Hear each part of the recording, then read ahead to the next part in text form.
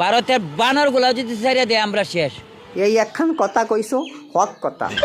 এই জন্যই তো রইয়ে সইয়ে তোমাকে সদন খান দি, এর বেশি তো দিতে পারি না। এই যে একখান কথা কইছো, এটা একদম হক কথা। এই সন্ত্রাসের বাচ্চারা, ভারতের বকা দেশ, ভারত কি কখনো বাংলাদেশের বকছে? আচ্ছা, একদম ঠিক কথা কইছো। ওকে একটু ওই যে কাটাবার আগে একটু ভালো করে বুঝো যে ওকে কি আমাকে ভারত কোনো সময় বকছে? বকি নাই, কিন্তু ওরা শুধু সুদূর বুদুর করতেই থাকে। নিঃসন্দেহে তুই ঠিক কথা বলেছিস। একবার যদি ভারতে বকে তাহলে অবস্থা কি হইব?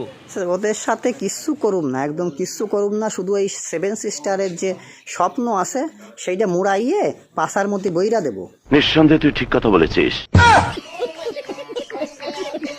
চাচা, তোমাদের মতন এই কিছু ভালো মানুষ বাংলাদেশে আছে বলে এখনো পর্যন্ত এই কাটা বাড়াগুলোর সেটা ভাঙা চোদন দি নাই। এমন করে চোদন দিতাম, আখরনো বাস ওগার মধ্যে ঢুকাইয়ে মুখ দিয়ে হট করে বাড়ি করে দিতাম। দেখো বোঝো অবস্থা।